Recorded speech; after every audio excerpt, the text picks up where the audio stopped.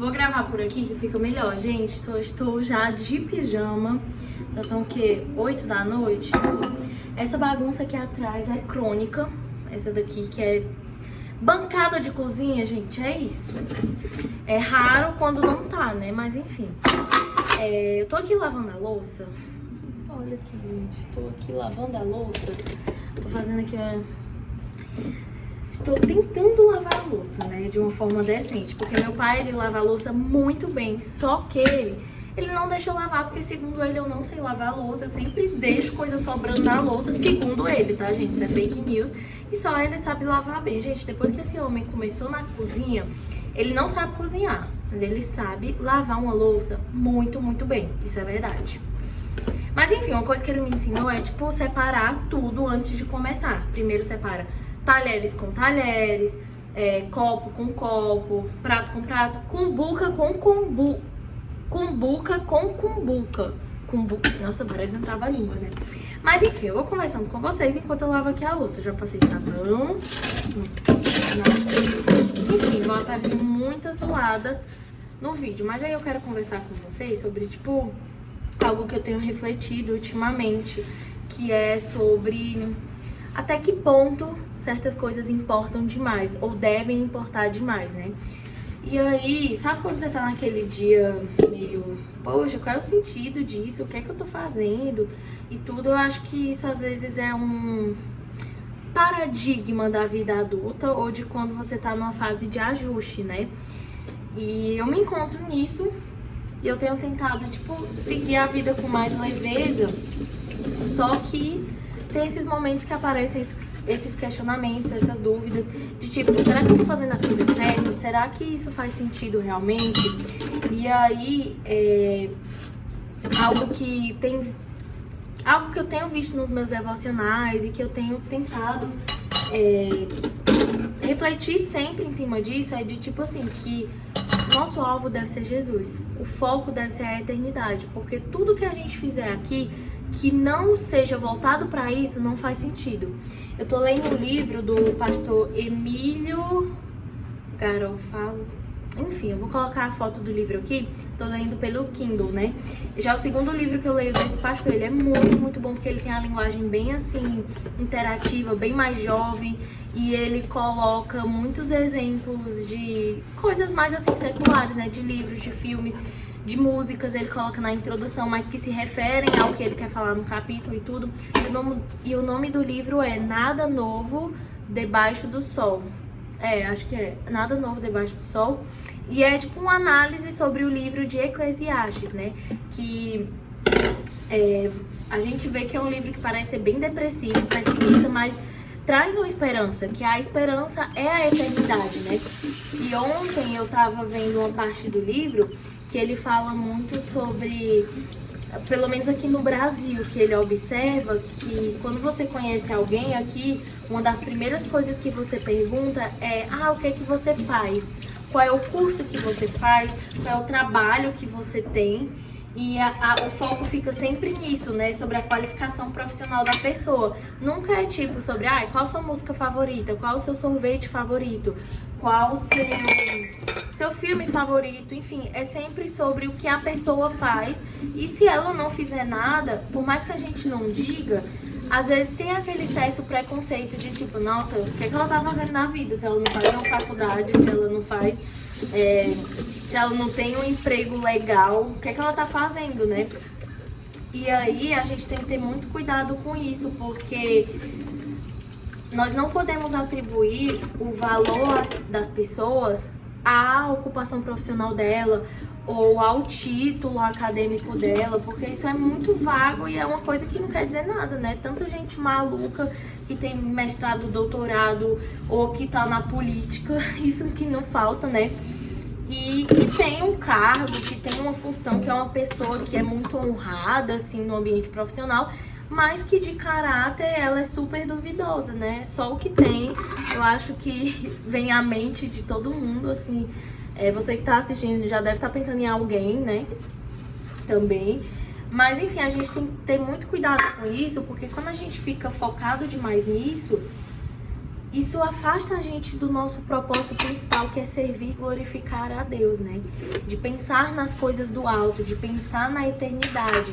Então, assim, a gente tem que fazer tipo um exercício de, assim, todo dia, assim como você vai pra academia fazer seu exercício físico, vai treinar lá tríceps, bíceps, sei lá mais o que, sei lá, enfim. A gente tem que exercitar a nossa fé no Senhor e exercitar sempre os nossos pensamentos para eles estarem alinhados com o que Deus quer que a gente viva, né? Com o que a gente pense, com o que a gente viva, que os nossos propósitos estejam alinhados com o que o Senhor quer para nós, né? Não é que Deus alinha os projetos dele com os nossos, assim, é ele que tem que se submeter à nossa vontade, é o contrário. E, enfim, né? O nosso foco é servir a Jesus. Deve ser isso. A partir do momento que a gente, não vou dizer aceita, né? Mas que a gente reconhece a soberania de Deus sobre a nossa vida, nós passamos a depender dele. A gente reconhece a nossa dependência. E essa dependência, ela tem que ser integral. Não é uma dependência parcial. Não é uma entrega meio. Às vezes você gosta de alguém, por exemplo, você ama aquela pessoa, você vai querer entregar vai querer entregar parcialmente o seu amor a ela? Provavelmente não, né?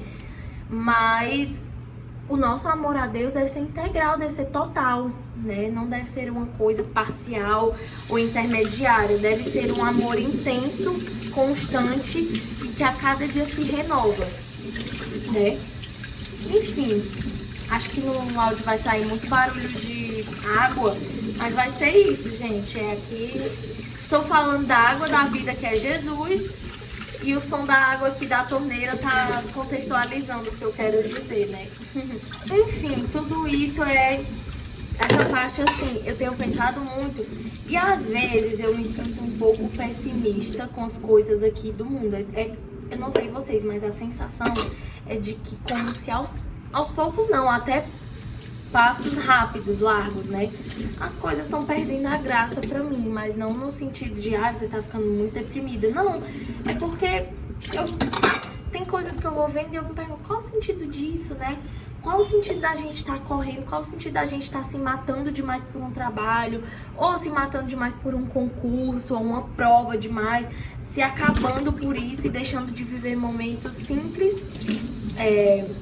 momentos simples ou simples? Não, simples é o plural, gente. Eu acho tão chique a palavra simples. Enfim, a gente vai deixando de viver momentos especiais com a nossa família, com pessoas ao nosso redor. Por exemplo, a minha avó, ela já tem 99 anos, tá? Minha avózinha tem 99 anos. E aí, faz dias que eu não tô indo lá, porque eu tava viajando e tudo. Mas eu tô sempre tentando ligar pra ela. Eu ligo, vó, como é que a senhora tá e tudo. Mas eu já tava vendo umas ideias na internet de umas coisinhas que eu quero fazer com ela pra deixar registrado, né? Momentos especiais nossos, né? Comigo, minha família e ela. E eu quero ter isso registrado, porque a gente não sabe o dia de amanhã, né? E aos poucos as coisas vão mudando, e não só aos poucos, às vezes de repente tudo muda e a gente deixou de aproveitar aquele momento especial, aquele momento leve e simples, mas porque a gente estava muito obcecado com outras coisas. E assim, a gente tem que ser obcecado só com Jesus, obcecado em ler a palavra, obcecado em amar a Deus, obcecado no sentido bom, tá? Why you so obsessed with me? Né? Mas é tipo, é a única coisa que merece a nossa devoção, né? O Senhor, somente. O resto não adianta, porque senão corre o risco de virar idolatria, e Deus abomina idolatria. Eu tô lendo o Velho Testamento, e aí tá muito na parte Segunda Reis. Não, é Segunda Crônica. Nossa, eu já esqueci o que eu li hoje de manhã, por isso que a gente tem que estar renovando nossa mente toda hora. Eu esqueci Enfim. Aí, várias, repetidas vezes, tá falando a história dos reis, né, que passaram por Israel, o reino de Judá e tudo. E você vê que muitos reinos, às vezes até começaram certos, alguns reinados, mas a Bíblia sempre enfatiza que quando ele vai por um período de declínio e tudo, quase sempre está associada à questão da idolatria, porque o rei, ele não derrubou os altares que tinham culto a outros deuses lá, e aí Deus não aprovou isso, né? E o profeta ia lá e reclamava, falava na cara do rei e tudo, isso aí não tá legal não, né? E enfim, como em Acabe, né? Acabe e Jezabel, gente, eu espero não estar confundindo, senão eu vou estar passando uma vergonha aqui. Mas como acho que é Acabe, que negociou os princípios e tudo, e aí se envolveu com a Jezabel, que foi só a misericórdia, e adorou ídolos, e enfim, Deus abomina demais a idolatria. Então a gente tem que ter cuidado constantemente, porque, mas eu não adoro uma pessoa, eu não adoro um ídolo, eu não adoro uma imagem, tudo. Tá, mas o coração do homem sempre tá buscando alguma coisa para idolatrar, né? Sendo que a nossa devoção deve ser única e exclusivamente ao Senhor. É outra coisa que Deus tem trabalhado no meu coração, porque acho que nós, principalmente as meninas de quando tinham 15 anos, tinham seu momento de fã viciada. Quando eu tinha 15 anos, 15, 16, 14 a 16, meu vício era a novela Violeta da Disney. Gente, eu era muito fã, fazia fanfic, gente, a vergonha. Lia fanfic da Violeta, tinha fã-clube, eu tinha um fã-clube com 16 mil seguidores no Instagram. 16 mil seguidores, pra vocês terem noção. E, enfim, né, meu passado me condena. Nossa, meu celular era cheio de fotos dela. Era viciada na Tini, no show da Violeta, ficava mandando mensagem pra eles, ficava tentando aprender espanhol. Enfim, e hoje, tipo assim, eu vejo, eu não acompanho mais nenhum. Só que de vez em quando eu gosto de ver uns vídeos, né, dela, só pra aquela nostalgia e tudo. Mas assim, naquela época eu tinha minha idolatria. Hoje, eu identifico outras ainda, que eu tenho tentado derrubar isso. E nossa idolatria não é só com pessoas, às vezes nossa idolatria é com emprego, nossa idolatria é com algum relacionamento, pra quem tem, né?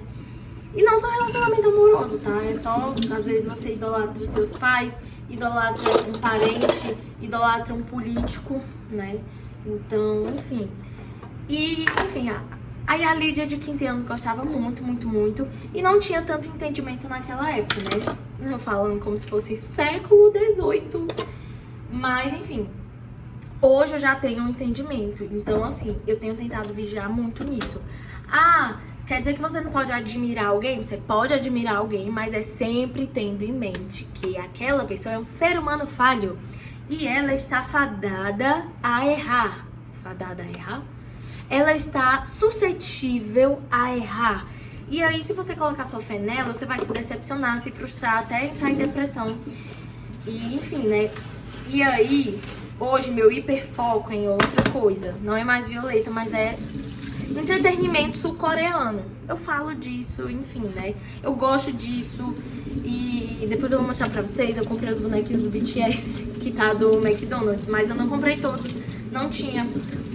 E, enfim, mas eu comprei só por, tipo, eu vi uma amiga que comprou, nem sabia que tava tendo, pra falar a verdade, né? Aí eu achei bonitinho, quer saber, eu vou comprar. Só que, tipo assim, a gente tem que ter cuidado pra essas coisas não virarem um altar no nosso coração. Os altares de ídolos, a gente tem que ter muito cuidado. Você pode gostar de alguém, você pode gostar de um cantor, pode. Gente, eu sou muito de boas quanto a isso, né? Inclusive, é uma coisa meio polêmica, às vezes, no meio cristão, que a gente, pode ouvir música secular, pode, não pode. Não vou dizer as regras, né? Eu escuto, tá? E se pode ser um trabalhar de Deus na minha vida, de que daqui a um tempo eu não escute mais, mas, enfim, eu quero que seja uma obra do Espírito Santo na minha vida, se Deus quiser isso, então, ok. Mas eu escuto às vezes, não tenho escutado tanto, eu tenho tentado dar prioridade pra louvores ultimamente. É o mover do Espírito Santo, tá? Eu creio que é o Senhor na minha vida. Mas enfim, né? A gente pode ter nossas preferências e tudo, os nossos... A gente pode gostar de um ator. Nossa, gente, eu adoro a atuação do Jung Hae-in. E de outros atores que eu esqueci o nome, mas o Park Bo-gum é o amor da minha vida. Eu falo assim, brincando, porque eu adoro essa vibe de fã, assim. Só que parece meio contraditório, né? Só que é uma questão muito muito interna mesmo. Você tem que ver, será que eu tô transformando isso numa idolatria? Ou será que eu só gosto de dizer que o ator é lindo, que ele é maravilhoso, que ele é o amor da minha vida? Porque eu falo isso sempre do Park Bo-gum e tá tudo bem, porque ele é muito lindo, gente. Se você não gosta dele, o problema é você, não é ele. Mas enfim, né? Assim, às vezes a gente fica brigando por um ator, por um cantor, principalmente essas coisas de, por exemplo, BTS, Blackpink, que tem as fãs e tudo, e ficam brigando, a briga de fandoms, enfim, das Blinks e dos ARMYs. E, gente, eu acho engraçado particularmente, porque isso provavelmente eu faria quando eu tinha 15 anos e tudo, porque eu fazia isso com Violeta. Mas hoje eu já não faço, porque eu acho totalmente uma coisa assim, não faz sentido brigar por uma pessoa que nem conhece você e tudo. Você pode admirar a música dela e tudo, mas não coloque seu coração nisso, porque essa pessoa provavelmente vai te decepcionar. E cuidado com o que você consome também, né? Porque, infelizmente, tem muitos cantores que começaram bem, só que foram crescendo e crescendo muito na mídia e tudo, e acabaram entrando numa vibe muito sexualizada. Eu tenho observado isso em alguns, eu não vou falar o nome, porque senão talvez me cancelem, não sei. Mas vocês devem observar, né, pra quem gosta muito da vibe de K-pop e tudo. Eu não consumo mais tanto coisas de entretenimento dos Estados Unidos, porque infelizmente as séries americanas são muito... Toda hora você pode ser surpreendido com uma cena meio sexualizada, né? E é muito chato isso, pelo menos com os doramas, alguns, porque já os novos lançados pela Netflix já estão avacalhando, assim, eu já fico triste, né? Mas a maioria, assim, dos antigos eu consigo assistir com a minha família e tudo, e dou boas risadas, e ali você tira alguns ensinamentos legais. Eu terminei agora, ontem, terminei Com a Permissão do Tribunal, tem no Disney Plus.